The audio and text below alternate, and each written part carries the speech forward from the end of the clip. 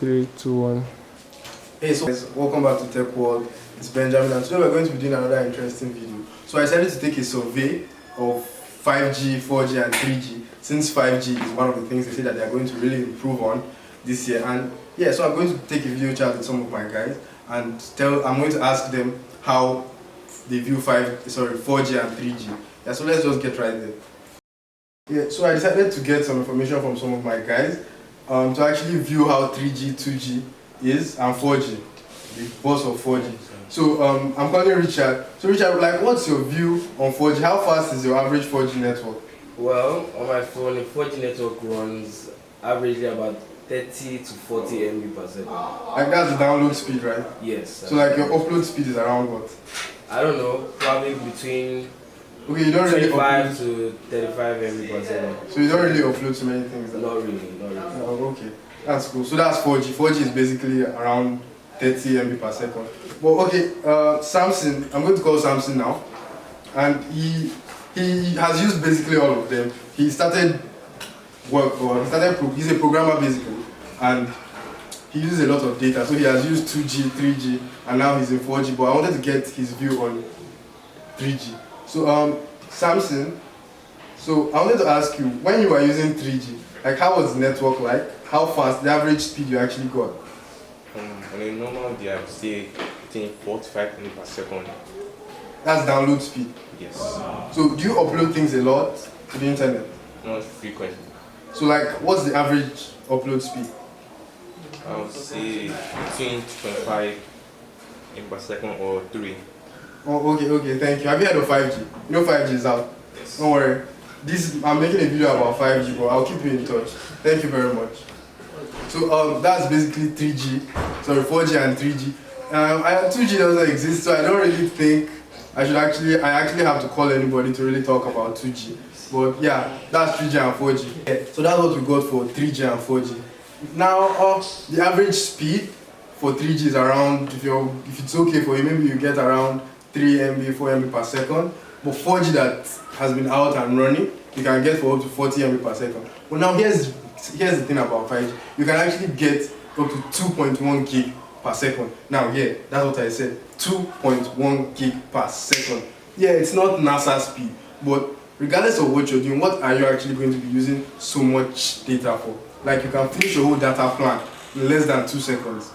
That's more mind-blowing than, I don't know, any generation we've seen. 2G, 3G, 4G, 5G just had a spot. Now, let's actually look at why 5G is the way it is. Now, all the subsequent generations of wireless technology have had a particular frequency.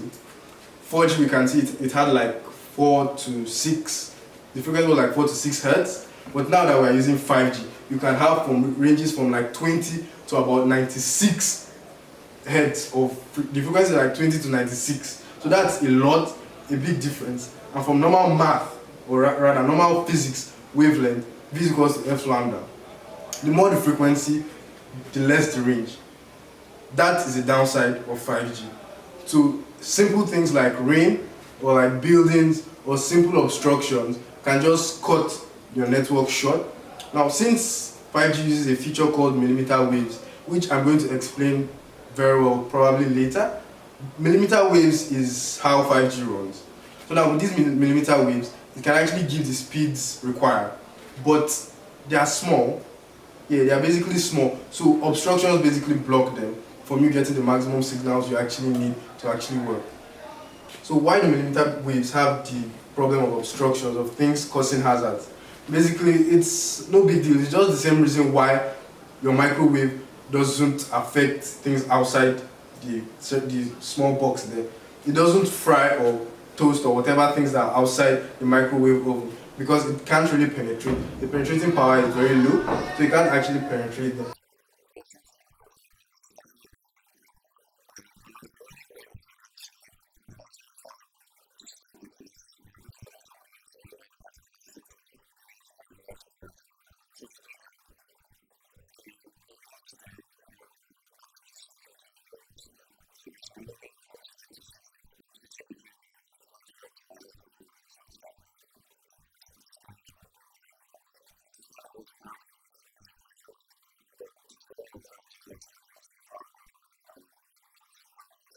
Now 5G, yeah, with that kind of speed. So what's the big deal with having that kind of speed?